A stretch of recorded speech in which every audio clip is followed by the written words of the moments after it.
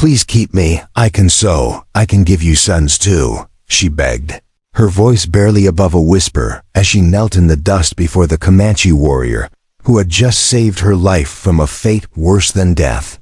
The year was 1874, and the Texas frontier stretched endlessly under a merciless sun that had baked the earth into cracked clay.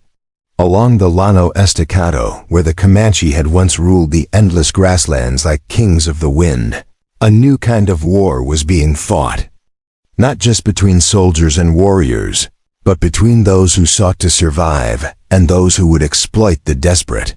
Fort Griffin squatted like a festering wound on the landscape, its wooden palisades casting long shadows over a settlement that thrived on whiskey, gambling, and human misery. The buffalo were nearly gone, slaughtered by the thousands for their hides, leaving behind a wasteland of bleached bones and broken dreams.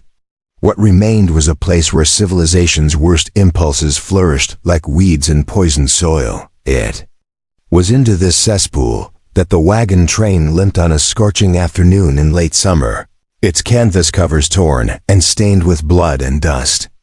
The survivors stumbled through the gates of Fort Griffin like walking ghosts, their eyes hollow with the kind of suffering that changes a person forever. Among them, bound with rough rope and herded like cattle, were the captives' women and children taken during the raid that had destroyed their homestead 3 days' ride to the south. Celeste Moreau was 24 years old, though the events of the past week had aged her beyond her years. Her dark hair, once carefully braided, each morning now hung in tangled knots around her face. Her blue calico dress, the finest thing she owned, was torn at the sleeves and stained with dirt and worse things she tried not to think about. But her hands, those were what marked her as different from the other captives. Her fingers were long and elegant, scarred with tiny pinpricks from countless hours of needlework, the calluses of a craftsman who had spent years perfecting her trade. She had been born in New Orleans to a French father and a Creole mother, raised in a world where a woman's worth was measured by the fineness of her stitching and the beauty of her embroidery. When yellow fever took her parents, she had traveled west with her aunt and uncle, carrying nothing but her sewing basket and a determination to build a new life on the frontier. That life had ended 3 days ago when Kiowa raiders swept down on their small homestead like a summer storm, killing her uncle and carrying off the women. Now she found herself in the slave market behind Murphy's saloon, where human flesh was bought and sold with less ceremony than cattle. The auctioneer, a greasy man named Poke with tobacco stains in his beard, gestured at the line of women with the casual indifference of someone selling livestock. The crowd that had gathered was exactly what one would expect to find at such a spectacle: buffalo hunters reeking of death and whiskey, traveling merchants looking for cheap labor, and worse, men whose intentions needed no explanation. "Now, here's a fine specimen," Poke called out, grabbing Celeste roughly by the arm and pulling her forward. "This one's got breeding. You can see it in the way she carries herself. Clean too, not like some of these trail whores. And look at these hands, boys. These are the hands of a seamstress, someone who can mend your clothes and keep your house. Starting bid is $15. The men in the crowd leaned forward, their eyes moving over Celeste like she was a piece of meat they were considering for purchase. She kept her gaze fixed on the ground, trying to disappear into herself, trying to pretend this wasn't happening. But she could feel their stares like crawling insects on her skin, and she knew that whatever happened next would determine whether she lived or died. 15, do I hear 15? Poke continued, his voice growing more animated as hands began to rise in the crowd. "Come now, gentlemen, look at this one. She's young, she's strong, and she's got all her teeth. Perfect for whatever use you might have in mind." The bidding started slowly, but as more men joined in, the price began to climb. $20, $25, $30. Celeste closed her eyes and tried to pray, but the words wouldn't come. She had been raised to believe that God watched over the innocent, but where had God been when the raiders came? Where was he now as She was being sold like property to men who saw her as nothing more than an object for their pleasure. It was then that she heard the sound that would change everything, the soft whisper of moccasins on hard-packed earth. The crowd grew quiet. And when Celeste looked up, she saw him. Blue Hawk stood at the edge of the gathering like a shadow made flesh, his presence commanding attention without saying a word. He was tall for a Comanche, nearly 6 feet, with broad shoulders that spoke of strength earned through years of hunting and war.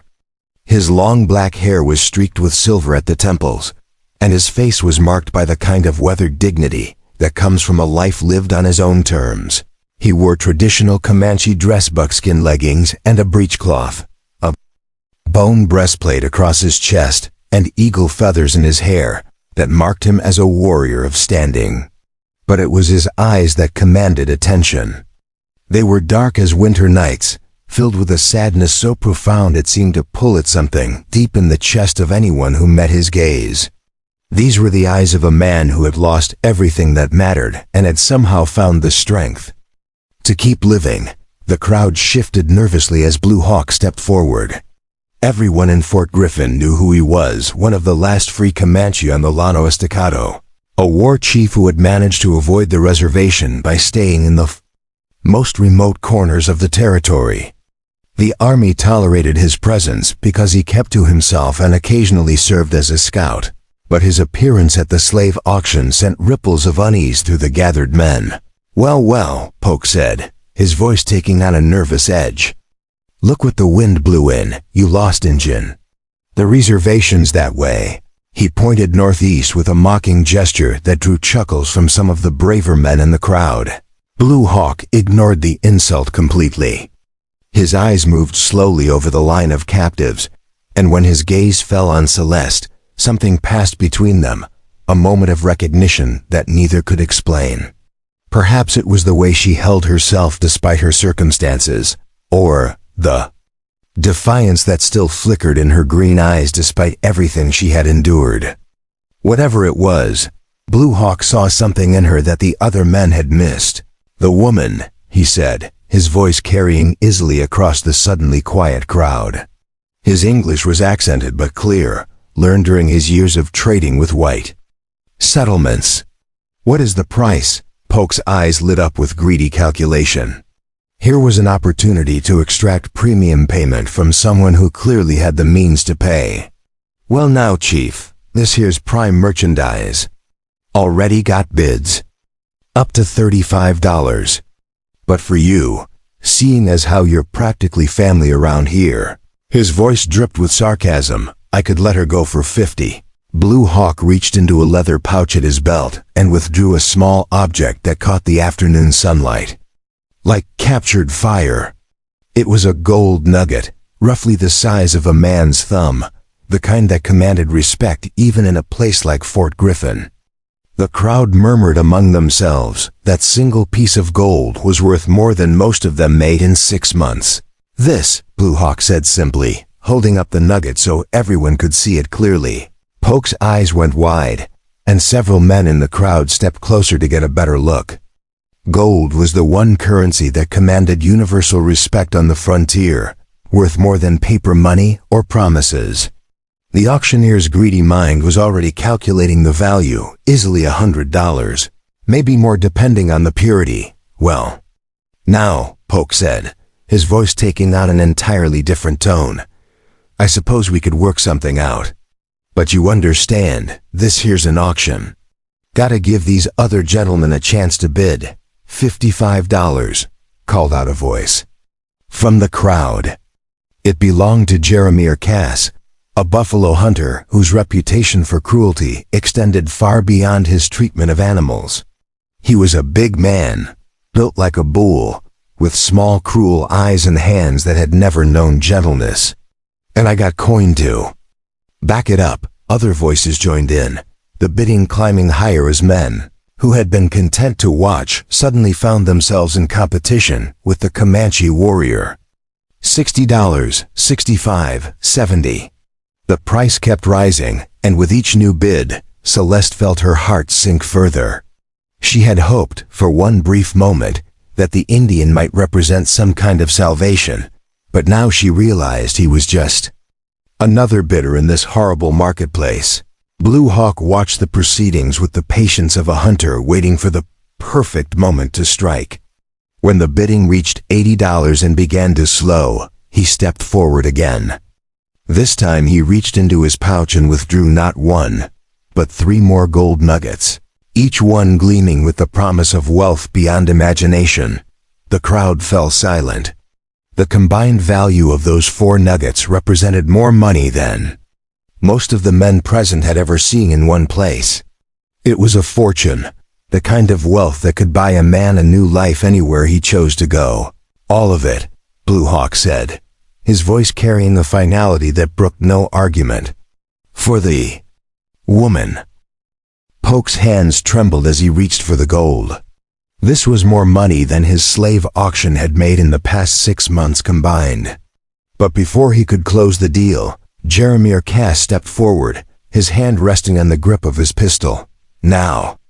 Hold on just a minute, Cass said, his voice loud enough for everyone to hear. I don't care how much gold this redskin's got.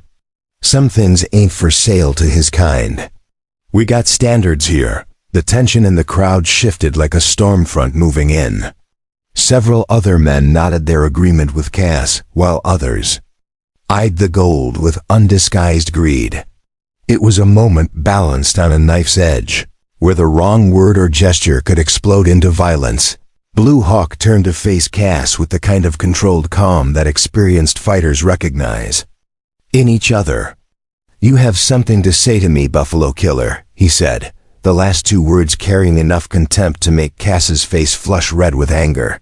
Yeah, I got something to say, Cass replied, his hand moving closer to his gun. I say this here's a white woman, and she belongs with white folks. Not running around the prairie with some savage who don't even know what soap is for. The insult hung in the air like smoke from a gunshot. Several men in the crowd stepped back, sensing what was about to happen. Blue Hawk's expression didn't change, but something deadly flickered in his dark eyes, something that made even brave men reconsider their positions. It was then that Celeste did something that surprised everyone, including herself. She stepped forward, moving between the 2 men with a grace that seemed impossible given her circumstances. Her voice, when she spoke, was clear and strong despite the fear that gripped her heart. Please, she said, looking directly at Blue Hawk, please keep me. I can give you sons too. I have nothing else to offer, but I can make myself useful. I can earn my place. The crowd erupted in shocked murmurs. A white woman begging to be taken by an Indian was scandalous. Beyond imagination, the kind of thing that would be talked about around campfires for years to come. But there was something in Celeste's voice, a desperation so pure and honest that it cut through the crude laughter and cruel jokes like a blade. Blue Hawk stared at her for a long moment, his expression unreadable. In her words he heard an echo of something he thought he had lost forever. The sound of someone who needed him, not for what he could provide, but for who he was. It had been 3 years since his wife had died in childbirth, taking their unborn son with her. And in all that time he had spoken to no one about the emptiness that had taken up residence in his chest like a living thing. Jeremiah Cass laughed, a harsh sound that grated on the ears like rusty metal. Well, ain't that something? The little lady's got herself a case of Indian fever. Probably figures she's better off playing squaw than doing honest work. Blue Hawk's hand moved so fast that most of the crowd missed it. One moment Cass was standing there running his mouth, and the next he was on his back in the dirt with a knife blade pressed against his throat. The Comanche warrior hadn't even seemed to move, but somehow he was crouched over the buffalo hunter like a predator. Over prey, you will apologize to the woman, Blue Hawk said, his voice soft as silk and twice as dangerous. Or you will die where you lie. Cass's eyes went wide with terror as he felt the razor-sharp edge of the blade bite into his skin. A thin line of blood appeared on his neck, and suddenly his bravado evaporated like morning mist. I'm sorry, he gasped, his voice barely above a whisper. "I'm sorry, ma'am. Didn't mean no disrespect." Blue Hawk held the knife there for another heartbeat, letting Cass feel how close he was to death, then straightened and stepped back. The buffalo hunter scrambled to his feet and melted into the crowd, his hand pressed to his bleeding neck and his eyes fixed on the ground. Poke, who had been frozen in terror during the confrontation, suddenly remembered the gold nuggets in his palm. "Well then," he said, his voice shaking slightly, "I believe we have ourselves a sale." The woman goes to Blue Hawk for the agreed-upon price. But before anyone could move, a new voice cut through the tension like a cavalry bugle. "What in the Sam Hill is going on here?" Colonel Marcus Webb, the commanding officer of Fort Griffin, strode into the crowd with the kind of authority that comes from 20 years of military service. He was a lean man with graying hair and steel blue eyes that missed nothing. Behind him came two sergeants, their hands resting casually on their sidearms. The crowd parted before the colonel like water before the prow of a ship. Webb took in the scene with a practiced eye, the frightened auctioneer clutching gold nuggets, the woman standing defiantly beside the Comanche warrior, and Jeremiah Cass bleeding from a neck wound. It didn't take a military genius to piece together what had happened. "Blue Hawk," Webb said, his voice carrying the weariness of a man who had seen too much violence. "I thought we had an understanding. You stay out of trouble, and I don't have to put you in chains." The Comanche warrior straightened to his full height, meeting the colonel's gaze without flinching. "The woman chose freely," he said. "I paid the price asked. There is no trouble here unless others make it." Webb looked at Celeste, taking in her torn dress and defiant posture. "Ma'am, is what he says true? Did you choose to go with this man?" Celeste felt the weight of every eye in the crowd upon her.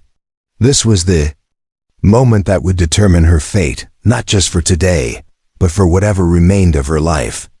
She could throw herself on the colonel's mercy, beg for protection, and hope that military justice would be kinder than the mercy of men like Jeremiah Cass, or she could place her trust in the Comanche warrior who had shown her more respect in the past 10 minutes than any white man had shown her in days. "Yes," she said, her voice growing stronger with each word. "I choose to go with him. He is the only man here who has treated me like a human being instead of property." Colonel Webb studied her face for a long moment, reading the determination there. He had been on the frontier long enough to know that sometimes the line between civilization and savagery had nothing to do with the color of a man's skin. "Very well," he said finally. "The transaction appears to be legal, such as these things go. Blue Hawk, you take responsibility for this woman's welfare." "I do," Blue Hawk replied simply, as the crowd began to disperse, muttering among themselves about the strange turn of events. Blue Hawk turned to Celeste. For the first time since she had been captured, she felt like someone was seeing her rather than looking at her. His dark eyes held depths of sorrow that matched her own. But there was something else there too, a kind of weary hope that perhaps the worst of his loneliness might finally be ending. "Can you ride?" he asked, his voice gentle despite its unfamiliar accent. "Yes," Celeste replied, though she wondered if her shaking legs would support her. Blue Hawk nodded and led her toward the edge of the settlement, where two horses waited in the shade of a cottonwood tree. One was a magnificent paint stallion, clearly his war horse, marked with symbols that spoke of battles fought and enemies conquered. The other was a smaller mar, gentle-eyed and patient, the kind of horse that could carry a rider safely across difficult terrain. As Blue Hawk helped her mount the mare, Celeste felt the eyes of the entire settlement upon them. She knew that by making this choice, she was crossing a line that could never be uncrossed.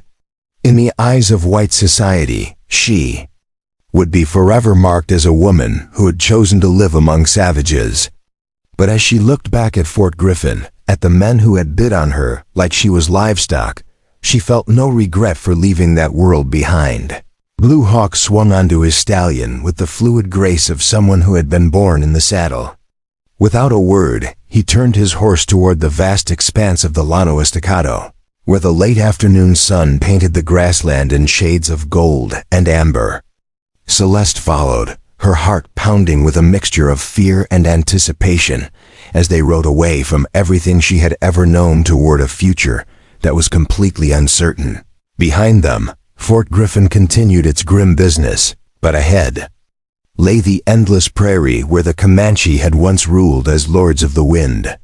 And somewhere in that vastness, Blue Hawk would teach her what it meant to be truly free, even as she taught him that sometimes the heart could heal from wounds that seemed mortal.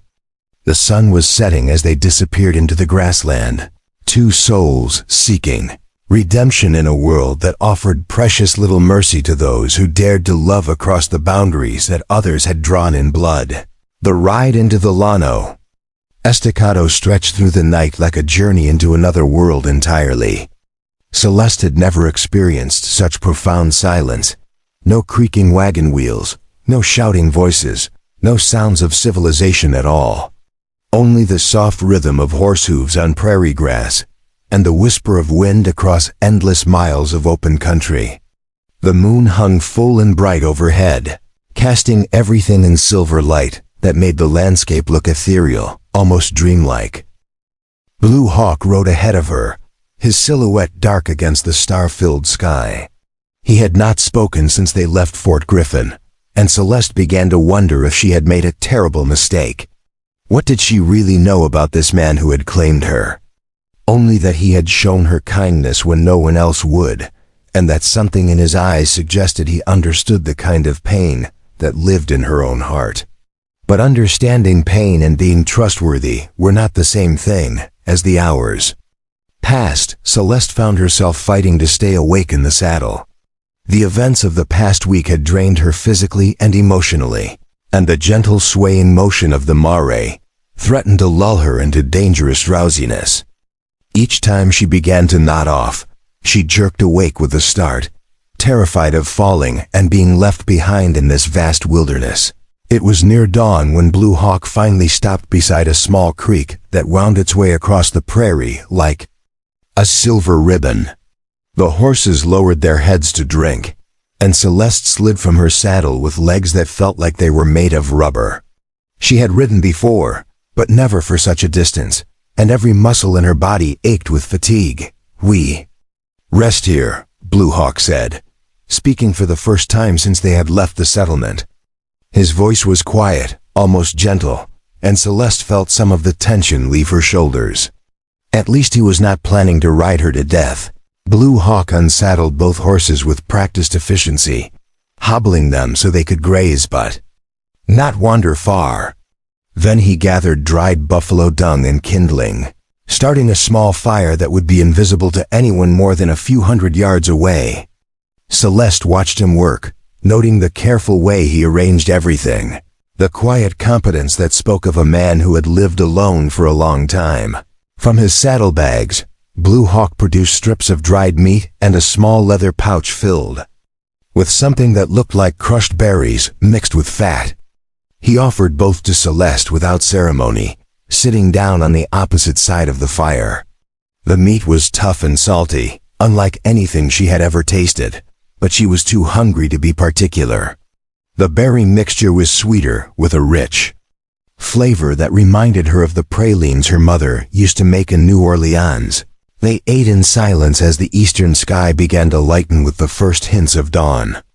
Celeste found herself stealing glances at Blue Hawk's face in the firelight, trying to read the thoughts behind those dark eyes.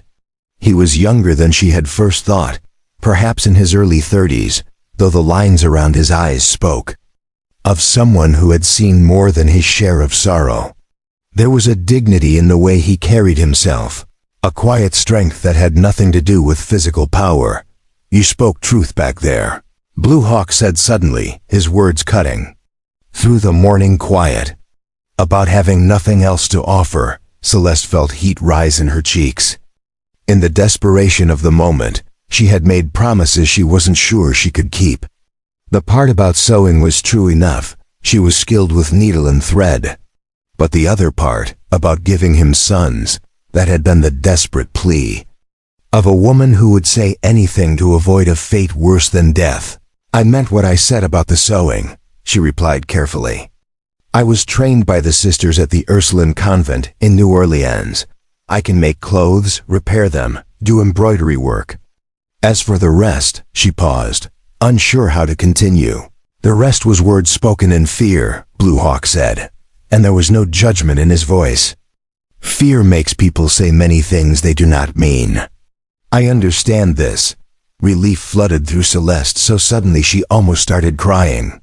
She had been terrified that he would hold her to every word she had spoken, that he would expect things from her that she was not prepared to give.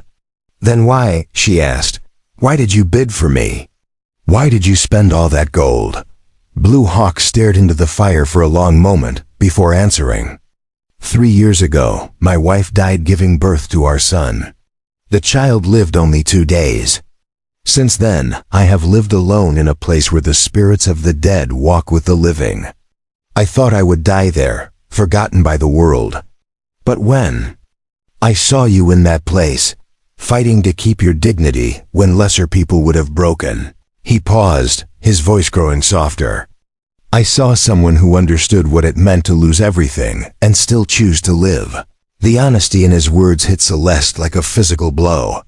She had expected many things from this man: demands, expectations, perhaps even violence. She had not expected him to reveal his own pain so openly, to show her the wounds in his heart as clearly as if they were written on his skin. "I'm sorry," she said, and meant it. "I'm sorry for your loss." Blue Hawk nodded but did not speak. Instead, he stood and kicked dirt over the fire, extinguishing the flames. "We ride again soon. My camp is still many miles away," as they prepared to continue their journey. Celeste found herself studying the landscape around them with new eyes. The Llano Estacado stretched endlessly in every direction, a sea of grass broken only by the occasional creek or stand of cottonwood trees. It was beautiful in its own way, but also terrifyingly vast.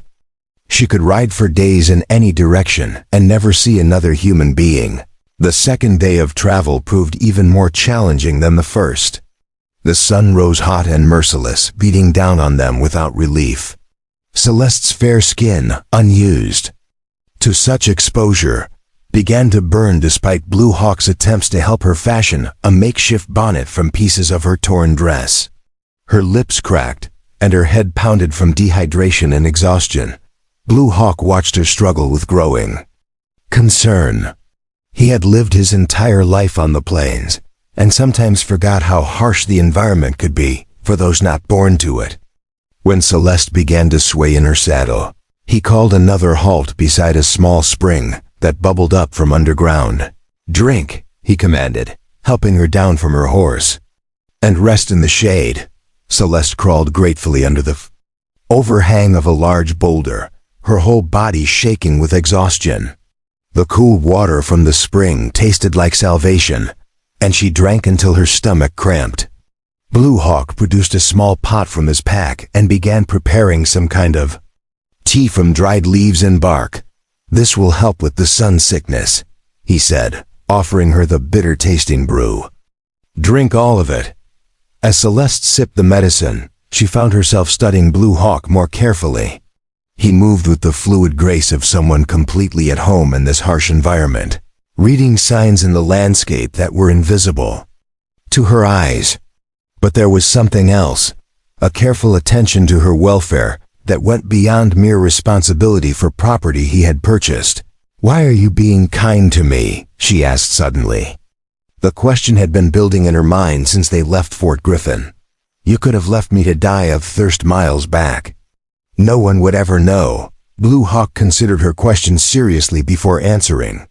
"Among my people, there is a saying, the spirits judge us not by what we take, but by what we protect. You asked me to keep you. That means you are under my protection now. To let harm come to you would dishonor the memory of all those I have failed to protect before." There was such pain in those last words that Celeste felt her heart clench with sympathy. She was beginning to understand that Blue Hawk carried burdens that went far beyond the loss of his wife and child. There were other ghosts that haunted him, other failures that weighed on his conscience. By late afternoon, the landscape began to change. The endless grassland gave way to broken country mesas and canyons that provided blessed relief from the sun. Blue Hawk led them along paths that seemed invisible to Celeste's eyes, following routes known only to the Comanche and the animals they hunted. The air grew cooler as they climbed higher, and Celeste felt her spirits lift for the first time. "In days, we are close now," Blue Hawk said as they crested a ridge that looked down into a hidden valley. Below them, Celeste could see a small stream winding between cottonwood trees, their leaves already beginning to turn yellow with the approach of autumn. Before we jump back in, tell us where you're tuning in from, and if this story touches you, make sure you're subscribed, because tomorrow I've saved something extra special for you. On a rise above the stream sat a single tipi, its buffalo hide cover painted with symbols that spoke of war honors and spiritual power. As they descended into the valley, Celeste was struck by the profound isolation of the place. They had not seen another human being since leaving Fort Griffin, and this hidden sanctuary felt like the end of the world. It was beautiful in its way, peaceful and serene, but also utterly lonely. She could not imagine living here alone. Cut off from all human contact, Blue Hawk helped her dismount near the stream, then led the horses to a small corral he had built from cottonwood poles. The setup was simple but efficient, everything a man would need to survive alone in the wilderness.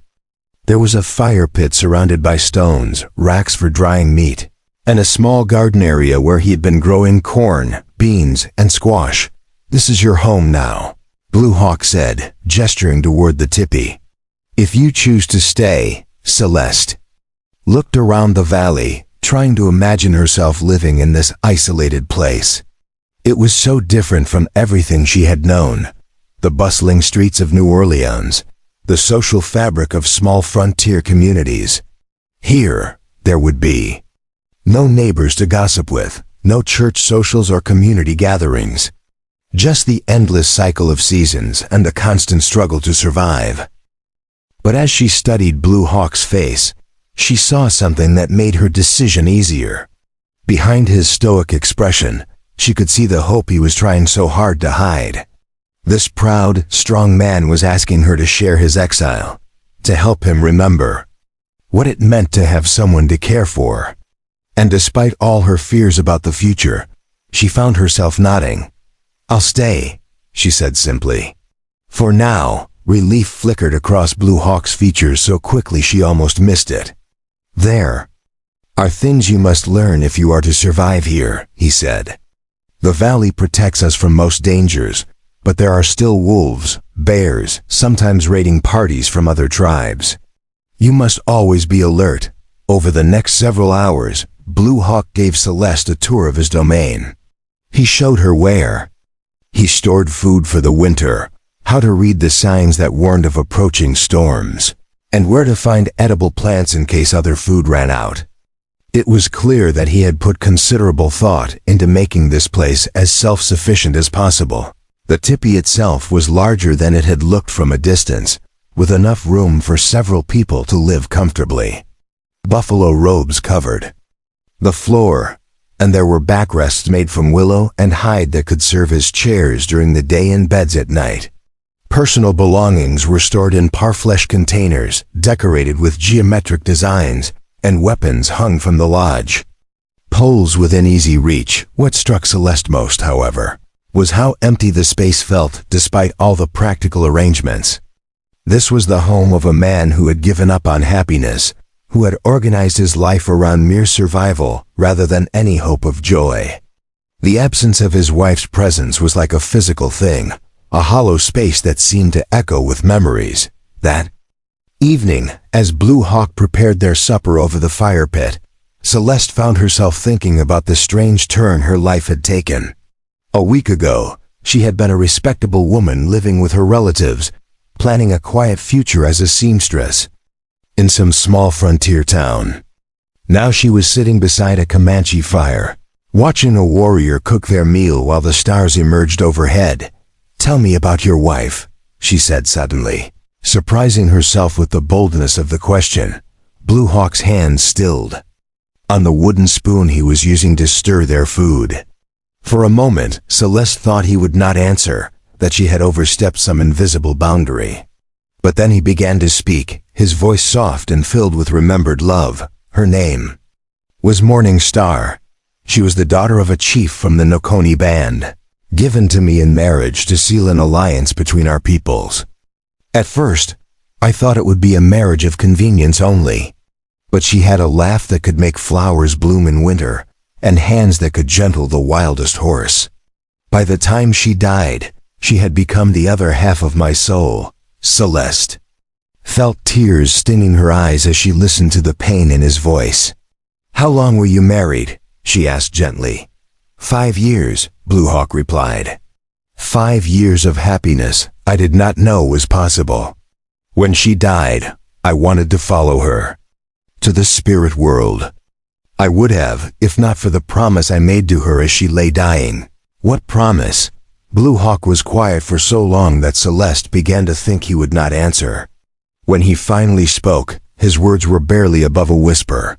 "She made me promise to live, to find someone else to share my lodge, to have the children we could not have together. She said the spirits had shown her that my time on earth was not finished, that there was still something I needed to do." The weight of that revelation settled over them like a heavy blanket. Celeste understood now why Blue Hawk had bid for her at the auction, why he had been willing to spend a fortune to save a woman he had never met. He was not just rescuing her, he was trying to fulfill a promise to his dead wife, to find a way back to the world of the living. "I don't know if I can be what she wanted for you," Celeste said honestly. "I don't know if I can fill the emptiness she left behind." "I do not ask you to replace her," Blue Hawk replied. "I ask only that you help me remember what it means to hope again."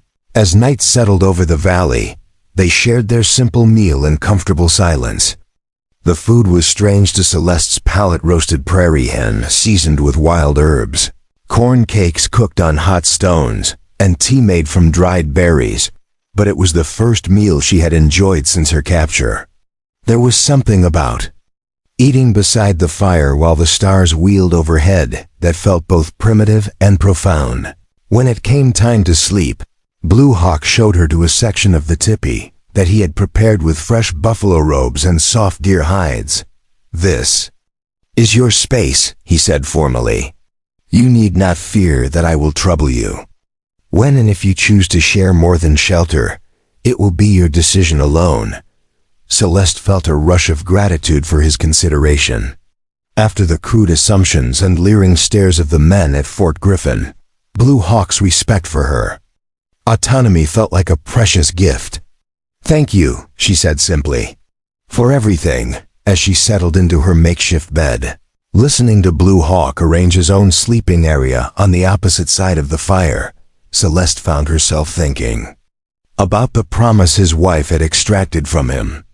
Morning Star had been wise to see that her husband's isolation would eventually destroy him, but she could not have imagined the strange circumstances that would bring another woman to share his exile.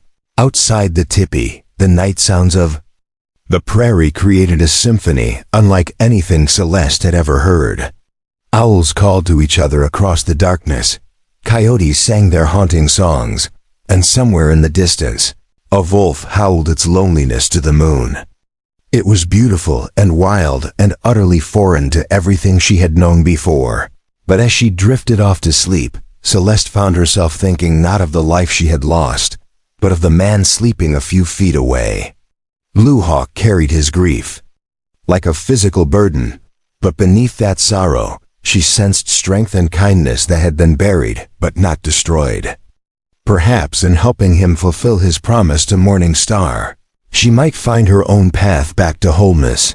The last thing she remembered before sleep claimed her was the sound of Blue Hawk's quiet breathing and the knowledge that, for the first time in weeks, she was safe. Celeste woke to the sound of distant thunder. though the sky above the valley was crystal clear and painted with the soft pastels of dawn. It took her a moment to realize that the rumbling came not from storm clouds, but from the earth itself, the thundering hooves of hundreds of buffalo moving across the prairie above their hidden sanctuary. Blue Hawk was already awake, standing at the entrance to the tipi with his rifle in his hands, listening intently to sounds that spoke of both opportunity and danger. "The great herd has returned," he said without turning around, his voice carrying a mixture of excitement and concern. "They are moving south toward the winter grounds, but something has spooked them. They run too fast too early in the season." Celeste wrapped a buffalo robe around her shoulders and joined him at the entrance. Even from the protected valley floor, she could feel the vibration of countless hooves striking the earth above them. Dust clouds rose in the distance, and the morning air filled with the deep, primal bellowing of the massive beasts. It was like witnessing the heartbeat of the prairie itself. "Is that bad?" she asked, noting the tension in Blue Hawk's posture. "Perhaps," he replied, scanning the rim of the valley with practiced eyes. "Buffalo do not run without reason. There may be hunters following them, or soldiers, or worse things. We must be prepared." Over the past 3 weeks since Celeste's arrival in the valley, they had fallen into a comfortable routine that surprised them both with its naturalness. She had proven true to her word about sewing, spending her days repairing Blue Hawk's worn clothes and creating new garments from the hides he provided. Her skilled fingers had transformed rough buffalo leather into beautifully decorated shirts and leggings, using techniques she adapted from her training in European embroidery, combined with Comanche designs Blue Hawk taught her. In return, Blue Hawk had become her teacher in the art of survival on the plains. He showed her which plants were safe to eat and which would kill, how to read weather signs and the behavior of birds and the color of sunset clouds, and most importantly, how to move silently through the tall grass without leaving tracks that enemies could follow. Celeste had thrown herself into these lessons with the determination of someone who understood that her life might depend on such knowledge. But it was the quiet moments between the practical lessons that had begun to matter most. Evening conversations by the fire, where Blue Hawk would tell her stories of Comanche history, and she would share memories of her childhood in New Orleans. The way he would check her hands each night for cuts or thorns from the day's work, applying healing salves with gentle care.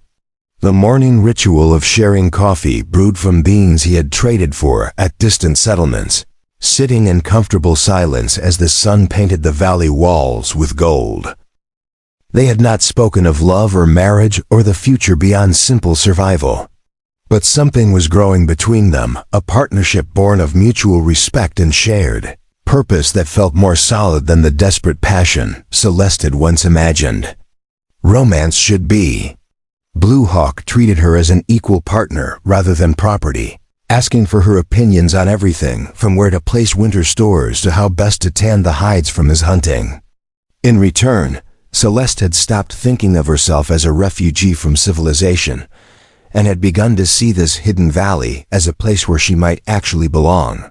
The buffalo herd passed overhead like a living storm, their passage lasting nearly an hour before the thunder of hooves began to fade into the distance. But Blue Hawk's tension did not ease with their departure. If anything, he seemed more alert than before, moving around the camp with the fluid wariness of a predator. Sensing danger in the wind, "We must prepare for visitors," he said grimly, checking his weapons and ammunition. The buffalo were running from something, and that something may follow their trail to our valley. Celeste felt a chill that had nothing to do with the morning air. She had grown so comfortable in their isolated sanctuary that she had almost forgotten the dangers that lurked beyond its protective walls. "What kind of visitors?" she asked, though she suspected she already knew the answer. "The kind that would see a white woman living with a Comanche and decide that both of us need killing," Blue Hawk replied with brutal honesty. "There are bounty hunters, renegade soldiers, Men who make their living tracking down Indians who refuse to go to the reservation. They follow the buffalo herds because they know warriors hunt them. As if summoned by his words, a new sound drifted down from the valley rim, the faint whinny of horses and the creak of saddle leather. Blue Hawk immediately motioned for silence, pressing his finger to his lips while pointing toward the tipi. Celeste understood instantly, moving quickly but quietly to gather the most essential supplies, while Blue Hawk prepared defensive positions. The riders appeared at the north rim of the valley, just as the sun crested the eastern horizon, their silhouettes black against the morning sky. There were 5 of them, heavily armed and moving with the purposeful discipline of professional hunters. Even at a distance, Celeste could see the glint of sunlight on rifle barrels and the bulky outlines of men who made their living through violence. Blue Hawk pressed a loaded pistol into Celeste's hands, his dark eyes serious as death. "If they come down into the valley, you know what you must do," he said quietly. "Do not let them take you alive. They would use you as bait to draw me out, and what they would do to you first would be worse than death." Celeste's hands shook as she accepted the weapon, but her voice was steady when she replied, "I understand, but I won't hide while you face them alone. You will do as I say," Blue Hawk commanded with an authority she had never heard from him before. "This is not about courage or pride. This is about surviving long enough to matter to each other." The brutal honesty of those last words hit Celeste like a physical blow. In 3 weeks, neither of them had spoken openly about the feelings that were growing between them. But now, facing possible death, Blue Hawk had acknowledged what they both knew was true. They were beginning to matter to each other in ways that went far beyond simple survival or mutual convenience. The bounty hunters spent nearly an hour surveying the valley from above, clearly debating whether the difficult descent was worth the potential reward. Blue Hawk and Celeste remained hidden among the cottonwoods near the stream, watching and waiting while the tension stretched between them like a bowstring. Finally, the lead rider, a big man with a distinctive red beard, pointed toward the narrow trail that led down into the valley. "They're coming," Blue Hawk whispered, his voice barely audible above the whisper of wind through the trees. "Remember what I taught you about moving quietly. When the shooting starts, you get to the cave behind the waterfall, and you stay there until either I come for you or the sun sets. If I don't come by then, you take the mare and ride north until you reach the Red River. There's a trading post there run by a man named Mackenzie who will help you." Celeste wanted to argue, to insist that they face whatever came together, but she could see the deadly seriousness in Blue Hawk's eyes. This was not a discussion, it was a warrior giving final instructions to ensure that something of value would survive the coming battle. She nodded her understanding, though every instinct in her body screamed against the idea of abandoning him. The descent into the valley took the bounty hunters nearly 30 minutes, their horses picking their way carefully down the treacherous trail. Blue Hawk used that time to position himself among the rocks above their camp, choosing a spot that would give him clear fields of fire while remaining hidden from below. Celeste retreated to the designated hiding place, though she stopped just short of complete concealment, determined to at least witness whatever happened. The lead rider reached the valley floor just as the morning sun climbed high enough to burn away the last shadows from the stream bed. Redbeard, as Celeste had come to think of him, sat his horse with the confidence of a man who had done this many times before. His companions spread out in a practiced formation, covering all the obvious escape routes while maintaining supporting positions. "We know you're down here, Blue Hawk," Redbeard called out, his voice echoing off the valley walls. "Saw your smoke yesterday, followed your trail from the Buffalo Crossing. You got something that don't belong to you, and we've come to take it back." The silence stretched long and heavy before Blue Hawk's voice answered from somewhere among the rocks. "The woman chose to come with me. I paid the price asked. There is no theft here," Redbeard laughed, a harsh sound that sent chills down Celeste's spine. Maybe you paid for her in that pissant auction, but there's folks back in civilization who want her back. Seems she's got family willing to pay good money for her safe return.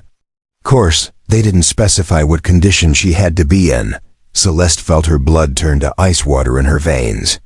Family? The only relatives she had left were distant cousins in Louisiana who barely acknowledged her existence. But then understanding struck her like a lightning bolt. This was about money, pure and simple. Someone had spread word that a white woman was living with a renegade Comanche, and enterprising bounty hunters had invented a story about concerned relatives to justify hunting them down. You lie, Blue Hawk's voice carried clearly across the valley. No one mourns for this. Woman, you come here for the bounty the army pays for bringing in reservation jumpers. Maybe so, Redbeard admitted with casual cruelty. But the woman's still worth good money, one way or another. Question is, you gonna make this easy or hard? Easy, you come out with your hands empty, and we'll make it quick. Hard, well, hard means the woman gets to watch what we do to you before we take our pleasure with her. The threat hung in the air like poison smoke.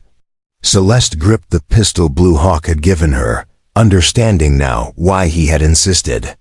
She'd know how to use it on herself if necessary. These men were not just bounty hunters, they were predators, who used the chaos of the frontier to indulge their worst impulses without consequence. Blue Hawk's answer came not in words but in the sharp crack of rifle fire. The bullet took one of the bounty hunters clean off his horse, dropping him into the stream with a splash that sent the remaining horses dancing sideways in alarm. The surviving riders immediately sought cover, returning fire toward the rocks, where they thought the shot had originated. What followed was unlike anything Celeste had ever imagined.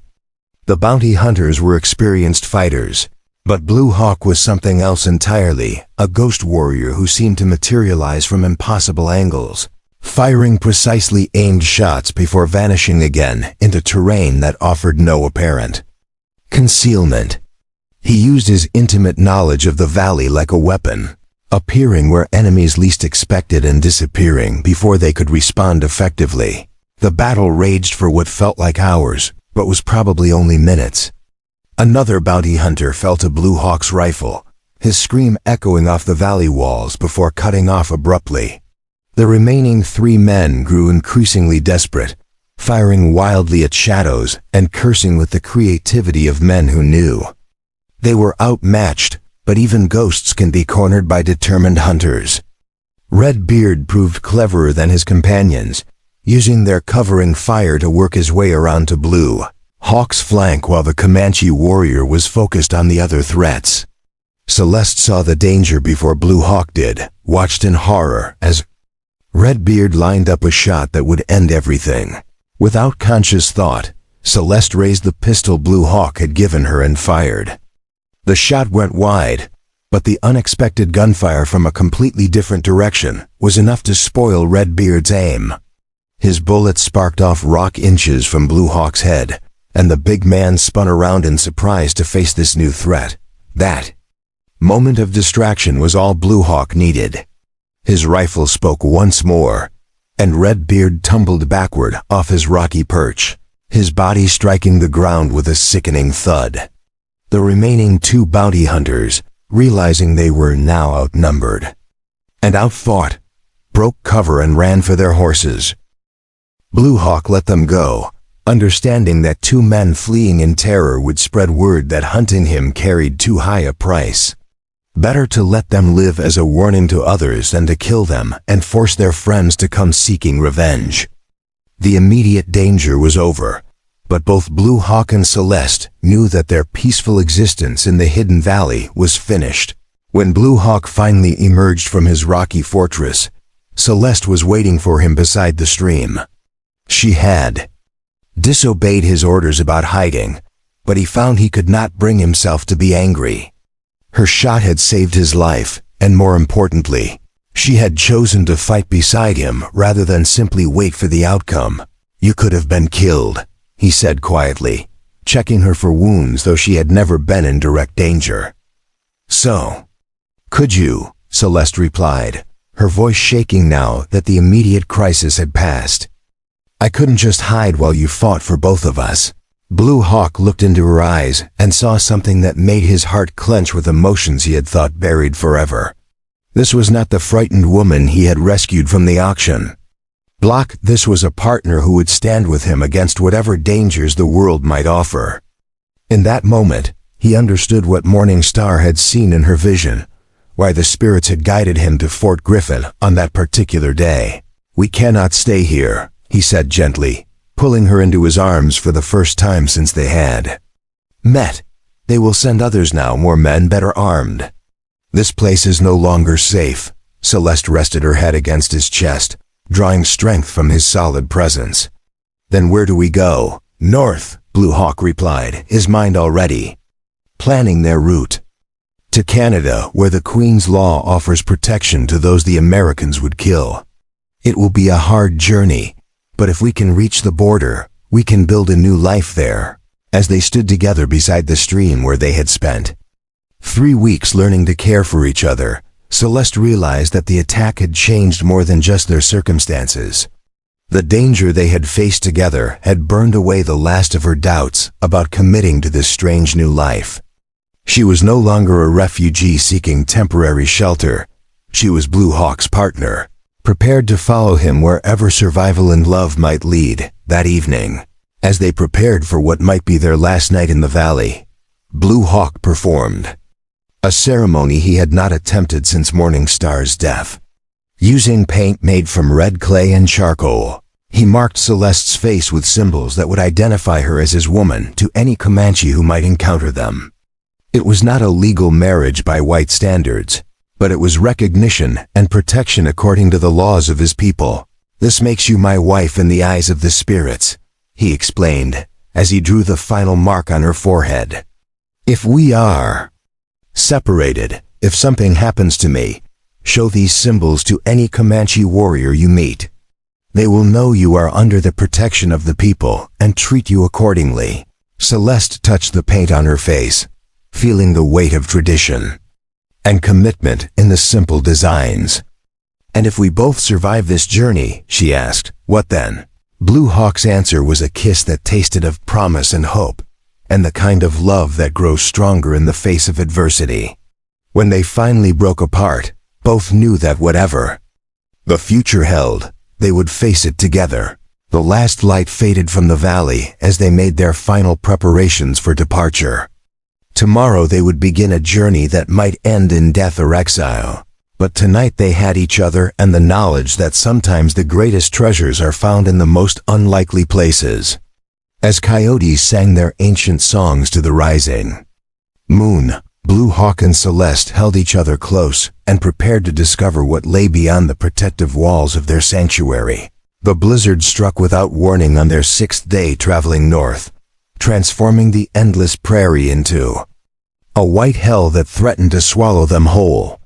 Blue Hawk had been watching the sky for signs, reading the subtle messages in cloud formations and wind patterns that spoke of approaching weather, but even his lifetime of experience could not have predicted the fury of the storm that descended upon them like the wrath of angry spirits. Celeste pulled her buffalo robe tighter around her shoulders, fighting to stay in the saddle as her mare struggled through snow that was already knee-deep and growing deeper with each passing hour.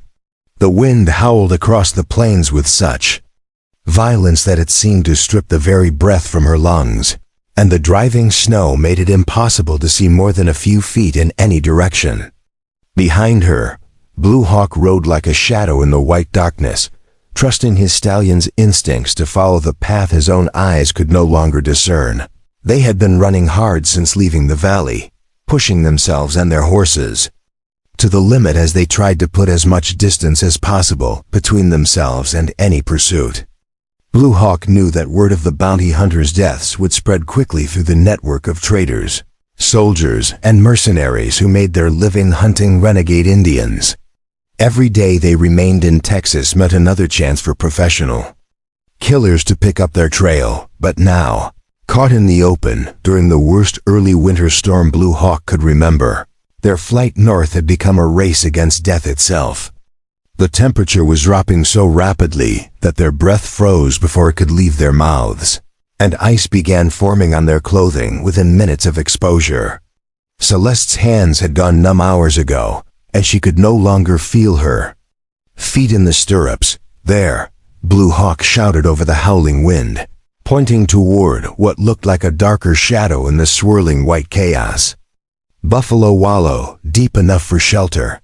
They half rode, half slid down into the depression, a natural bowl in the prairie that countless buffalo had used for wallowing in dust during summer months. The walls were high enough to provide some protection from the wind, and Blue Hawk immediately began digging with his hands to create a deeper shelter against the back wall. Celeste tried to help, but her frozen fingers were too clumsy to be of much use.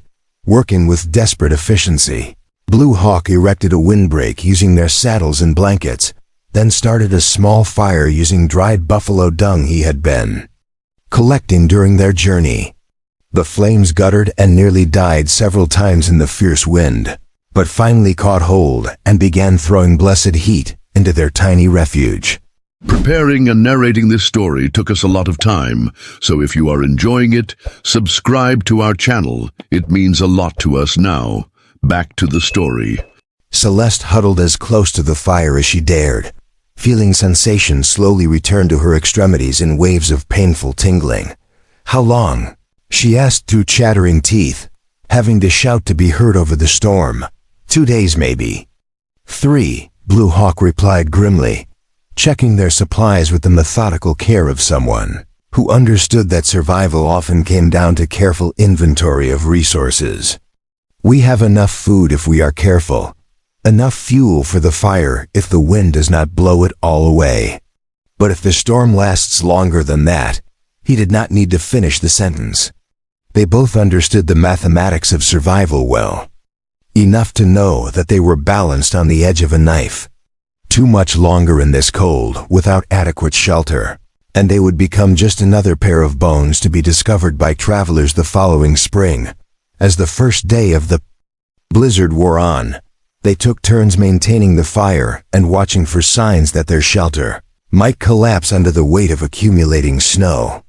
The horses stood with their backs to the wind, ice forming on their manes and tails, but their thick winter coats and the protection of the wallow kept them alive.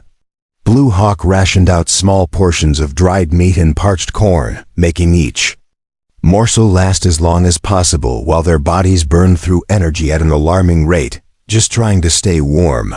It was during the long dark hours of the first night that Celeste began to understand just how close to death they had come. The cold was unlike anything she had ever experienced, not just the absence of warmth, but a living thing that seemed to reach through their clothing and steal the heat directly from their bodies. Several times she caught herself beginning to drift into the dangerous drowsiness that preceded freezing to death, only to be awakened by Blue Hawk shaking her roughly back to consciousness. "Stay awake," he commanded each time, his voice harsh with the authority of someone who had seen too many people die from cold. Sleep in this weather means never waking up. To keep herself alert, Celeste began talking rambling stories about her childhood in New Orleans, memories of her parents and the convent school where she had learned to sew, anything that would keep her mind active and engaged. Blue Hawk listened with the patience of someone who understood that her voice was as much a tool for survival as their fire or shelter. But it was Blue Hawk's own story, told during the darkest hours before dawn, that revealed the true depth of the man she had chosen to follow into exile. Speaking in quiet tones barely audible above the storm, he told her about the final days of Comanche freedom, when his band had refused the government's demands to move to the reservation and had instead chosen to fight a hopeless war against impossible odds. "We knew we could not win," he said, staring into the flames as memories played across his weathered features. "The buffalo were gone, the soldiers came in greater numbers each year, and our young men were dying faster than they could be replaced. But there are some things worth dying for, and freedom is one of them." His band had held out longer than most, using their intimate knowledge of the Llano Estacado to stay ahead of the cavalry columns sent to hunt them down. But eventually, attrition and starvation had taken their toll. One by one, families had slipped away in the night, heading for the reservation and the promise of food and safety. Blue Hawk had been among the last to surrender, and only then because Morning Star had been pregnant and he could not bear to see her starve. The reservation was everything we feared it would be, he continued, his voice growing harder with remembered pain. They cut our hair, took our weapons, tried to make farmers of men who had been born to ride the wind. Morning Star lasted 2 years before the sadness of that place began killing her spirit. When she became pregnant again, I knew I had to get her away from there or watch her die slowly of despair. They had escaped during a winter storm much like the one now raging around them, riding hard for the empty country where a small band of free Comanche might still make a life. But the pregnancy had been difficult from the beginning, and the stress of constant flight had made it worse. When Morning Star finally went into labor in a cave near the Palo Duro Canyon, both she and the baby had been too weak to survive. I buried them on a hill overlooking the canyon where our people used to winter, Blue Hawk said, his voice dropping to barely above a whisper. I promised her spirit that I would never surrender again, never let the white men put chains on my soul the way they had put chains on my body. Celeste felt tears freezing on her cheeks as she listened to the depth of loss in his voice. She was beginning to understand that Blue Hawk's rescue of her from the auction had been about more than keeping a promise to his dead wife. It had been about finding someone who would choose freedom over safety, who would rather die free than live.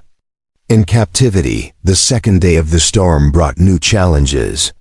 Their supply of buffalo dung was running dangerously low, and the wind had shifted direction, threatening to blow their fire out completely. Blue Hawk had to rebuild their shelter twice when the weight of snow caused their windbreak to collapse. And both of them were showing signs of the exhaustion that preceded hypothermia. It was then that Celeste proved her worth in ways that went far beyond her skill with needle and thread. While Blue Hawk worked to reinforce their shelter, she carefully tended their dwindling fire, feeding it one precious piece of fuel at a time and using her body to shield the flames from the wind. When their water began to freeze solid, she kept a small pot near the fire, melting snow and ice to provide the liquid they needed to survive. More importantly, she began to share the burden of keeping them both alert and focused. When Blue Hawk showed signs of the dangerous mental fog that came with severe cold, she forced him to recite Comanche counting songs and war chants, anything that would keep his mind sharp and engaged. When her own consciousness began to drift, he would pull her close to his body, sharing what warmth they had, while telling her stories of summer hunts and winter ceremonies. On the third morning, the wind finally began to die down, though snow continued to fall in thick, heavy flakes. That muffled all sound and turned the world into a white cocoon. Blue Hawk ventured outside their shelter for the first time since the storm began, checking on the horses and assessing their situation with the calculating eye of someone who had spent his entire life reading the subtle signs of weather and terrain. The storm is ending, he announced when he returned, ice crystals glittering in his hair and beard. But we are still trapped until the snow settles enough for the horses to travel. Another day, perhaps two. Their supplies were nearly exhausted, only a handful of dried meat remained, and their last pieces of fuel would last perhaps 6 more hours if they were careful. But Celeste could see something in Blue Hawk's eyes that had not been there before, a glimmer of hope that suggested he had a plan. There is something I have not told you, he said, settling beside her near the dying fire. Before we left the valley, I cached supplies along several routes north, emergency stores for exactly this kind of situation. There should be one about half a day's ride from here. If I can find it under all this snow. Celeste felt her heart leap with sudden hope, but she forced herself to remain realistic about their chances. If you can find it, she repeated. In all this white wilderness, how can you possibly know where you are? Blue Hawk smiled for the first time since the storm began. and Celeste saw a flash of the young warrior he must have been before loss. And exile had aged him beyond his years. The same way a wolf knows where he has buried a kill, or an eagle knows where she has built her nest. This land speaks to those who know how to listen. As if to prove his point, Blue Hawk began describing landmarks that were completely invisible to Celeste's eyes, subtle variations in the slope of the land, the way certain hills cast shadows. Even in overcast weather, the distinctive shapes of rock formations that remained consistent even when covered with snow. It was like listening to someone read a book written in a language she had never learned. The final night of the storm tested their endurance to its absolute limit. Their fire died to glowing embers despite their best efforts, and the cold became so intense that they had to huddle together under every blanket and robe they possessed, sharing body heat in the most basic struggle for survival. Celeste had never been so close to another human being, not just physically, but emotionally and spiritually as well. It was during those dark hours, when death seemed only a breath away, that Blue Hawk spoke the words that changed everything between them. "If we die here," he said, his voice barely audible in the silence that had finally fallen over the prairie, "I want you to know that these months with you have been the first time since Morning Star's death that I have felt truly alive." Celeste turned in his arms to look at his face in the dim glow of their dying fire. "We're not going to die here," she said with a conviction that surprised them both. "We're going to find your cache, and we're going to make it to Canada. And we're going to build the life that Morning Star saw in her vision." Blue Hawk's kiss tasted of hope and desperation, and the kind of love that can only be forged in the crucible of shared danger. When they broke apart, both knew that whatever happened next, they had found something worth fighting for, something worth dying for, if necessary. Dawn came with crystalline clarity, the storm finally exhausted after 3 days of fury. The sun rose into a sky so blue it hurt to look at, and the snow-covered prairie stretched endlessly in all directions like a white ocean frozen in time. Blue Hawk emerged from their shelter like a man reborn, his eyes bright with purpose as he surveyed the transformed landscape. "Now we see if I am still the tracker I once was," he said, beginning the careful process of reading the hidden signs that would lead them to salvation or doom. The cache was out there somewhere beneath the snow, and their lives depended on his ability to find it in a world that looked completely different from the one they had known just 3 days before, as they prepared to break camp and resume their desperate flight north. Celeste realized that the storm had accomplished something no amount of time or gentle courtship could have achieved. It had stripped away the last barriers between them, forced them to depend on each other completely, and proven that they were stronger together than either could ever be alone. Whatever challenges lay ahead on their journey to freedom, they would face them as true partners, bound not just by ceremony or convenience, but by the unbreakable bonds forged in the crucible of survival itself.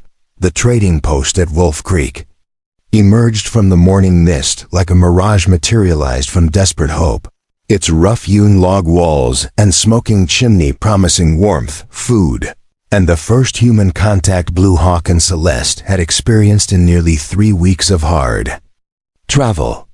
But as they approached the isolated outpost that straddled the border between Indian Territory and Kansas, Blue Hawk's hand moved instinctively to the rifle across his saddle, his warrior's instincts warning him that salvation often came with a price too high to pay. Jacques Beaumont, the French-Canadian trader who ran the post, emerged from the main building as they rode into the muddy yard surrounded by corrals and storage sheds. He was a big man gone soft around the middle, with graying hair tied back in an old-fashioned queue and the calculating eyes of someone who had spent decades profiting from the chaos of the frontier. Behind him came 2 younger men, his sons. Blue Hawk guessed both, armed and watching the new arrivals with the suspicious attention of those who had learned to treat every stranger as a potential threat.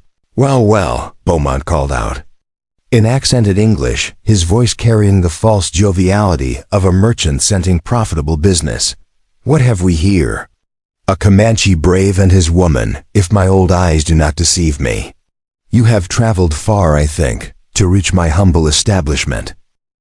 Blue Hawk dismounted slowly, keeping his movements deliberate and non-threatening while maintaining his ability to reach his weapons quickly if the situation turned dangerous.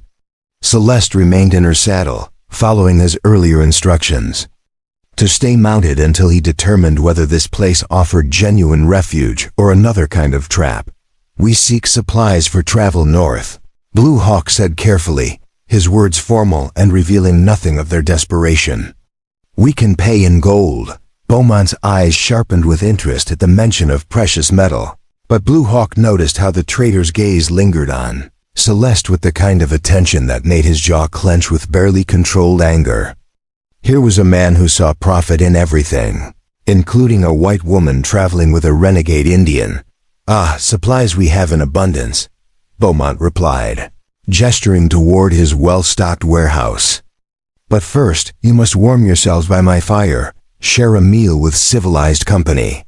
It has been many weeks since I have had guests worth conversing with, and news from the outside world is always welcome.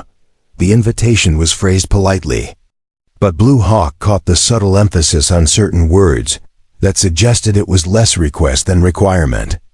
This was Beaumont's territory, and visitors played by his rules or found themselves unwelcome in ways that could prove fatal.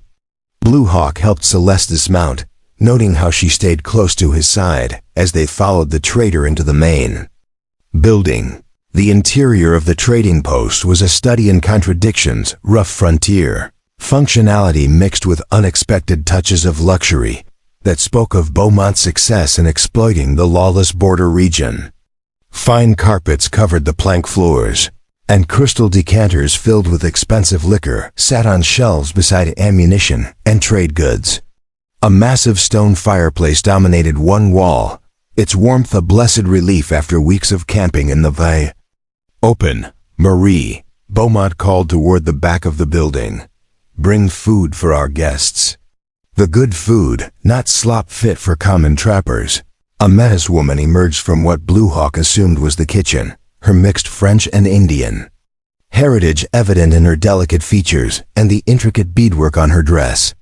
She moved with the careful submissiveness of someone who had learned that survival depended on anticipating her master's moods.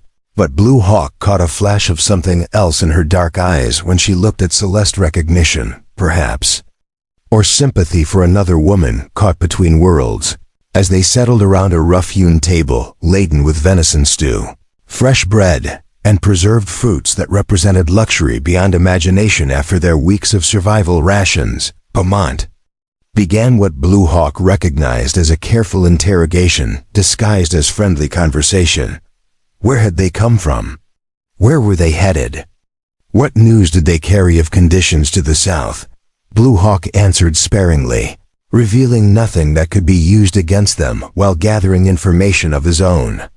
From Beaumont's casual comments and leading questions, he learned that the army had indeed increased patrols along the border, that bounty hunters were actively searching for a Comanche warrior and his white woman, and that the price on their heads had grown substantially since their encounter at the valley.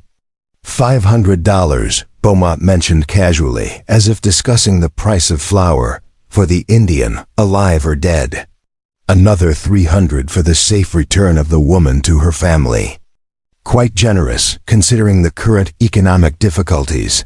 Celeste felt ice water flow through her veins at the casual way Beaumont discussed their capture. She glanced at Blue Hawk and saw the slight tightening around his eyes that indicated he was calculating odds and planning responses to various scenarios.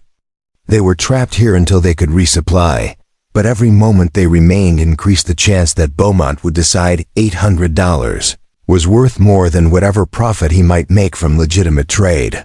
Of course, Beaumont continued with elaborate casualness, I am a businessman, not a bounty hunter.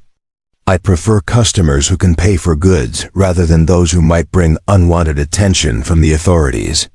Still, a man must consider all opportunities in these difficult times. The threat was delicately phrased but unmistakable.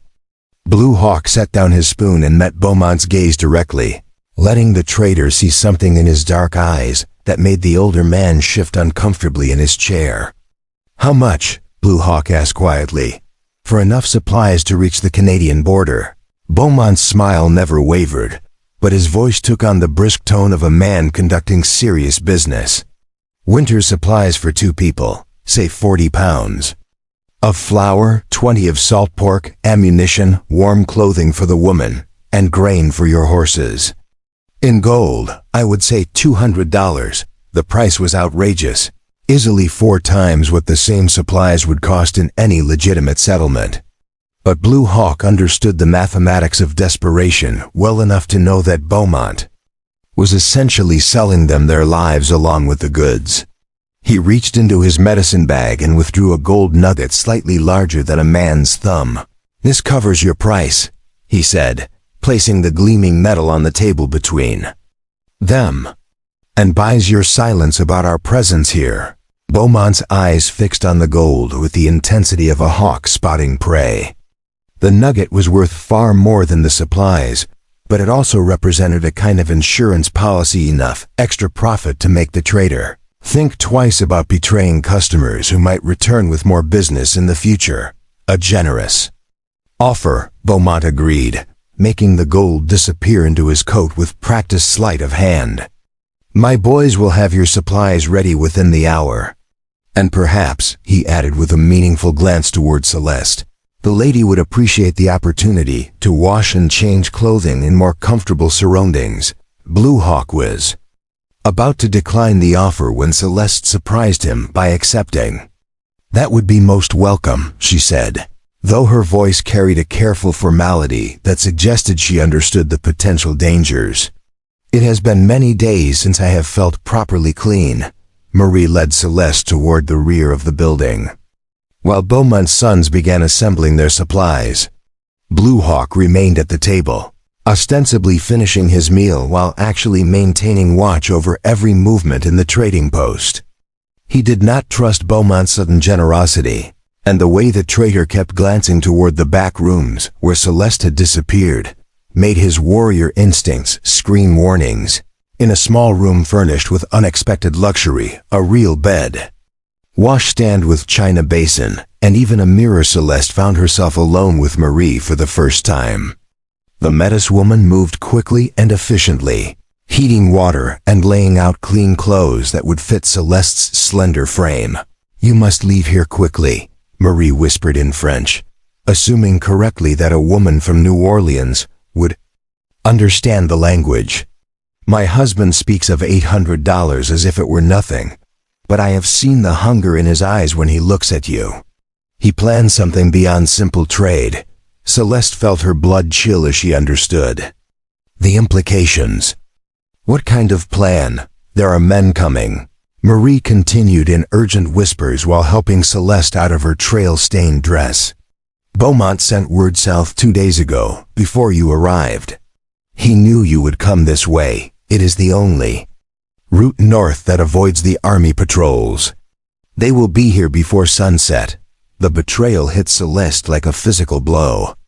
Beaumont had been planning to trap them from the moment they appeared on the horizon, probably alerted by some network of informants who tracked the movements of fugitives across the borderlands. "How many men?" she asked, forcing herself to think tactically despite the fear clawing at her chest. 6, maybe 8, Marie replied. "Professional hunters, not the crude buffalo killers you faced before.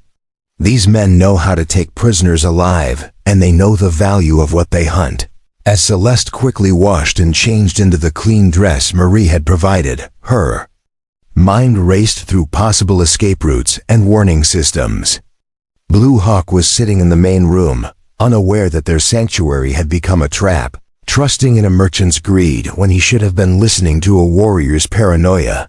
"There is a back door," Marie continued, seeming to read her thoughts. "Through the kitchen, past the storage shed, into the woods. If you can reach your horses without being seen."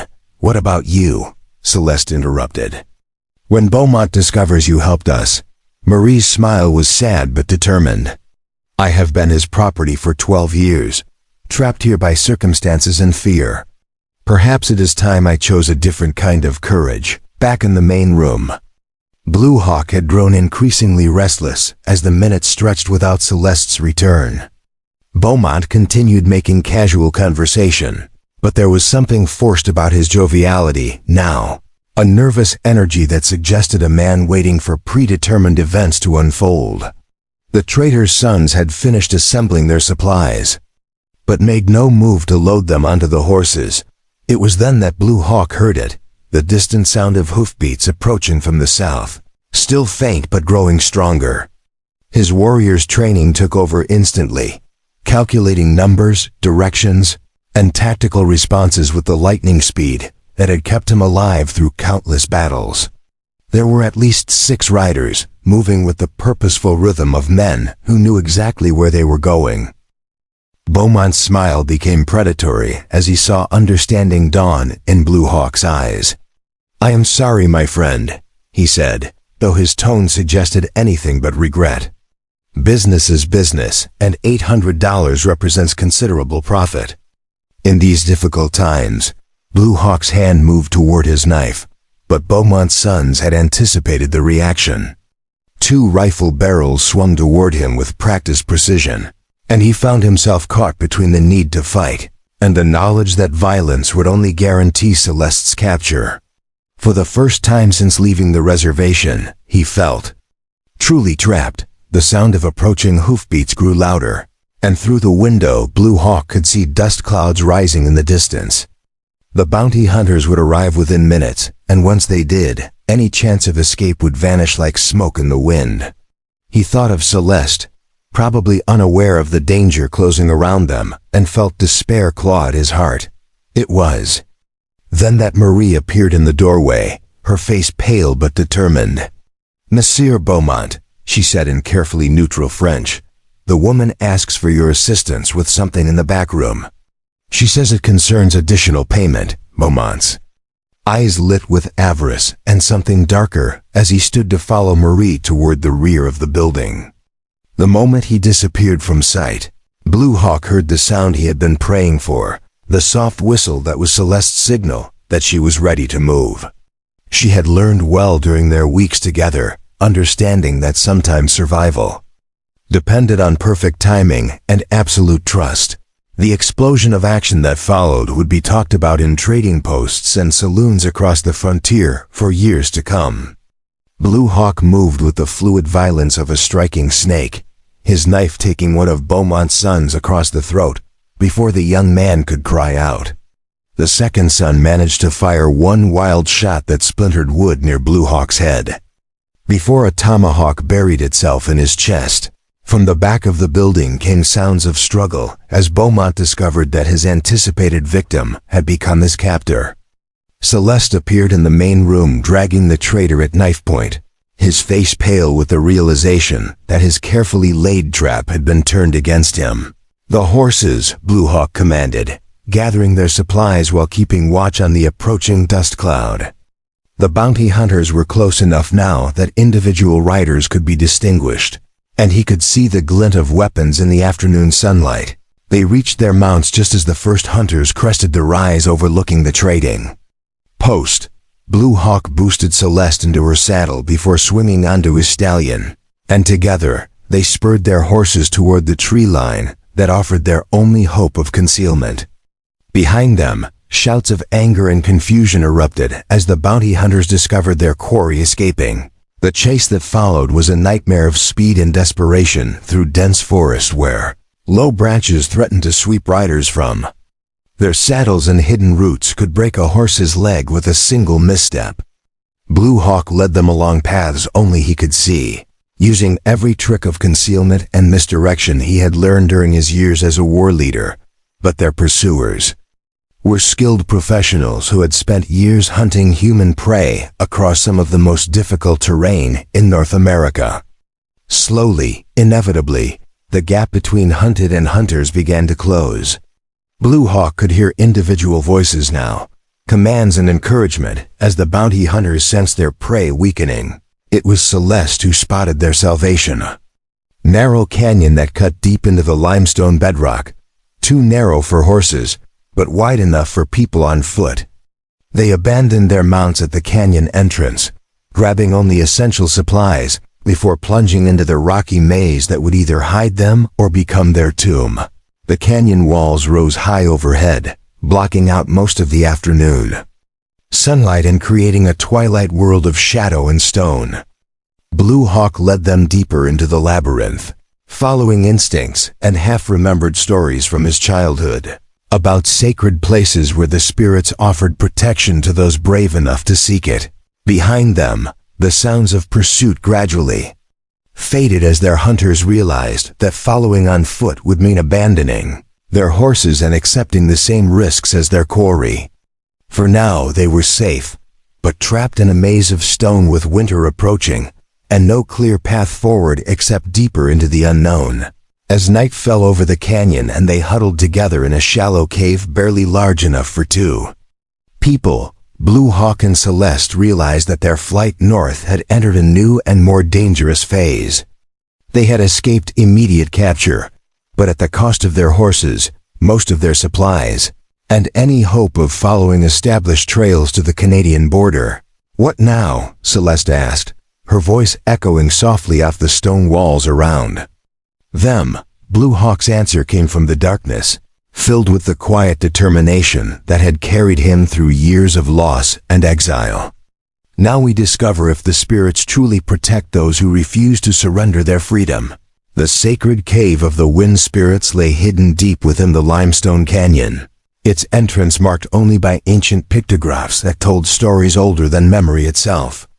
Blue Hawk discovered it on their third day wandering the stone maze, following signs that spoke to something deeper than mere survival instinct, the spiritual guidance his people believed came to those who had lost everything except their faith.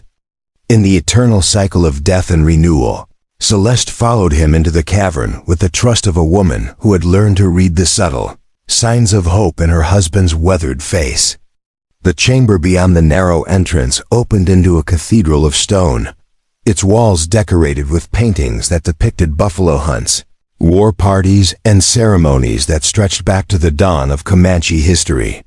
But it was the fresh water, spring bubbling up from the cavern floor, that represented true salvation, a resource that would allow them to survive the winter in this hidden sanctuary. "My grandfather spoke of this place," Blue Hawk said softly, his voice filled with wonder, as he studied the ancient artwork. "He said the spirits gather here during the cold months, sharing stories and deciding the fate of those who refuse to abandon the old ways. I thought it was only legend. They had been living on roots and berries for days, their supplies exhausted, during the flight from Beaumont's trading post.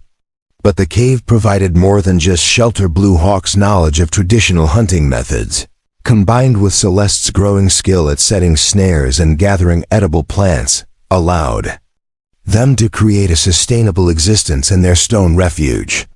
Here, protected by walls that had sheltered his ancestors for countless generations, they began to build something that transcended mere survival. Winter arrived early that year, sealing the canyon under blankets of snow that made travel impossible, but also ensured their complete concealment from any remaining pursuit. Blue Hawk taught Celeste the old stories painted on the cave walls, helping her understand the spiritual significance of the place where they had found refuge. In return, she used her sewing skills to create winter clothing from animal hides, fashioning garments that combined Comanche practicality with touches of beauty that spoke of a woman's desire to create art, even in the harshest circumstances. It was during the longest nights of that winter, when the wind howled through the canyon like the voices of spirits, that Celeste first felt the subtle changes in her body that spoke of new life growing within her. She kept the knowledge to herself, at first, afraid to hope that the promise she had made at the slave auction might actually be fulfilled. But as the signs became unmistakable, she knew she had to share the news that would change everything between them. "Blue Hawk," she said one evening as they sat beside their small fire, the cave walls dancing with shadows that seemed to bring the ancient paintings to life. I need to tell you something that will either bring you great joy or cause you to reconsider the wisdom of keeping me." He looked up from the arrowheads he had been crafting, his dark eyes reflecting the firelight, as he waited for her to continue. In the months since leaving the valley, his face had regained some of the vitality that grief had stolen, and Celeste could see glimpses of the young warrior he had been before loss, taught him to expect sorrow from every turn of fortune. "I am carrying your child," she said simply, watching his face for any sign of the emotions that must be churning beneath his stoic exterior. The silence that followed seemed to stretch for an eternity, broken only by the crackling of burning wood and the distant whisper of wind through stone passages. Blue Hawk's hands stilled on his work, and for a moment Celeste feared that the news had somehow disappointed or frightened him. But when he finally looked up, she saw tears gathering in his eyes, the first time she had ever seen this proud warrior allow his emotions to show so openly. "Morning Star told me in a vision," he said, his voice barely above a whisper, "that the spirits would send someone to help me fulfill the promise I made to her. But I thought she meant only that I would learn to live again, to find purpose beyond grief. I never dared hope that the promise of children might also be fulfilled." He reached across the fire to take her hands in his, studying her face with the wonder of a man who had been given a gift he thought impossible. "You came to me with nothing but courage and the promise to bear my sons," he continued, his voice growing stronger. "Now you have given me back my life, my hope, and the future I thought died with her." The remainder of that winter passed in a cocoon of anticipation and quiet preparation. Blue Hawk crafted a cradleboard using traditional methods, decorating it with symbols that would protect the child and honor both parents' heritage. Celeste used her sewing skills to create tiny garments that blended Comanche practicality with delicate embroidery that recalled her training in the convents of New Orleans. Together, they prepared not just for the birth of their child, but for the new life they would build when spring allowed them to complete their journey north. When the baby finally came, on a night when the aurora borealis painted the sky in sheets of green and gold that seemed to celebrate the arrival of new life, Celeste labored with the strength of a woman who had learned to endure whatever hardships the world might offer. Blue Hawk assisted with the birth, using knowledge passed down through generations of Comanche women, his hands steady and sure as he helped deliver the son who would carry forward both their bloodlines. The child emerged into the world with a cry that echoed through the sacred cave like a declaration of defiance against all those who would deny them the right to love and live freely.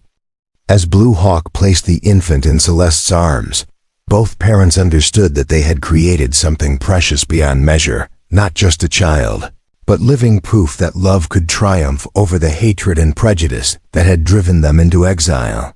"What will we name him?" Celeste asked, studying the tiny face that seemed to hold features from both her French ancestors and Blue Hawk's Comanche heritage. Blue Hawk was quiet for a long moment, considering names that would honor both traditions while reflecting the unique circumstances of his son's birth. "Two spirits," he said finally. "He is born of two peoples, two worlds, two kinds of courage. He will be a bridge between the old ways and the new." Spring came late to the canyon, but when the snow finally melted and the passage north became navigable again, Blue Hawk and Celeste emerged from their winter sanctuary like people reborn. The infant Two Spirits traveled in the cradleboard his father had crafted, protected by symbols and ceremonies that would ensure the spirits watched over his journey into an uncertain future. The final leg of their journey to the Canadian border took them through country that seemed determined to test their resolve one last time. Rivers swollen with snowmelt blocked their path, forcing dangerous crossings that risked everything they had built together. Late spring storms caught them in the open, requiring all their survival skills to protect the infant from cold and wet that could prove fatal to such a small life. But they also encountered signs that their long exile might finally be nearing its end. Other refugees began appearing on the trails, North Indians from dozens of tribes seeking sanctuary in the Queen's domain. Mixed blood families fleeing the increasingly harsh restrictions of reservation life, and even white settlers who had chosen to cast their lot with the dispossessed rather than participate in the systematic destruction of indigenous peoples. It was from these fellow travelers that Blue Hawk and Celeste learned about the community taking shape just north of the border, a place called Whispering Pines, where people of all backgrounds were working together to build something new and hopeful from the ruins of the old frontier. Here, they were told, a man's worth was measured by his character rather than the color of his skin, and families like theirs could raise their children without fear of persecution or separation. The border itself, when they finally reached, it proved to be nothing more than an imaginary line, marked by a few survey stakes and the presence of a small detachment of Royal Canadian Mounted Police. But the red-coated officer who checked their credentials treated them with a courtesy and respect that neither had experienced in years of dealing with American authorities. "Welcome to Canada," he said simply, stamping papers that would allow them to settle legally in their new homeland. Her Majesty's government recognizes no distinction between persons based on race or previous condition. You are free to make whatever life your abilities and determination can achieve. As they rode north from the border station toward the settlement that would become their new home, Celeste looked back once at the country they were leaving behind. Somewhere to the south lay the auction block where she had begged Blue Hawk to keep her, the hidden valley where they had first learned to trust each other, and the canyon where their son had been born under the protective gaze of ancient spirits. All of it was part of their story now, threads woven into the fabric of a love that had survived every test the world could devise.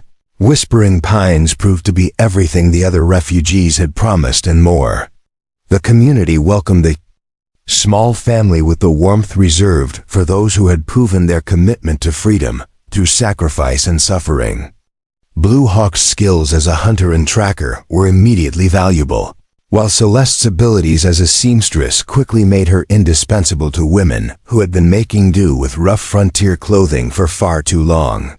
But it was the sight of children of all backgrounds playing together in the settlement's common areas that finally convinced them they had found the home Morning Star had envisioned in her dying prophecy. Two spirits would grow up in a place where his mixed heritage was seen as a blessing rather than a burden, where he could learn the best of both worlds without being forced to choose between them. Years later, when two spirits had grown old enough to understand the story of his parents' journey, Celeste would tell him about the day she first spoke those desperate words to his father. "Please keep me. I can sew. I can give you sons too." What had begun as the plea of a woman with nothing left to lose had become the foundation of a love story that defied every convention of their time. "Your father saw something in me that I had never seen in myself," she would explain, watching her son practice with the bow Blue Hawk had made for him. "And I saw in him a man who needed someone to believe in the possibility of happiness again. We saved each other, and in doing so, we created you living proof that love is stronger than hatred, that courage is more powerful than fear." Blue Hawk would add his own perspective to these stories, teaching his son about the Comanche traditions that were his birthright, while ensuring he understood the value of his mother's heritage as well. "Your mother kept every promise she made that day," he would say with pride. "She learned to live as one of the people. She gave me the son Morning Star promised I would have. And she helped me remember that the greatest victory is not defeating your enemies, but creating something beautiful that outlasts all the hatred they can devise." In the end, the story that began with a desperate woman begging for protection at a frontier slave auction became something far greater, a testament to the power of love to transcend the boundaries that smaller people use to divide the world into us and them. In the growing settlement of Whispering Pines, where the son of a Comanche warrior and a French seamstress learned to navigate between two worlds, the future itself seemed to offer hope that humanity might eventually learn to see past the surface. differences that had caused so much suffering, and sometimes, on quiet evenings when the northern lights painted the sky in colors that reminded them of the night their son was born, Blue Hawk and Celeste would sit together and marvel at the journey that had brought them from the auction blocks of Fort Griffin to the peaceful prosperity of their Canadian home. What had begun as a transaction born of desperation had become a love story that would inspire their descendants for generations to come. Up next, you've got two more standout stories right on your screen. If this one hit the mark, you won't want to pass these up. Just click and check them out. And don't forget to subscribe and turn on the notification bell so you don't miss any upload from us.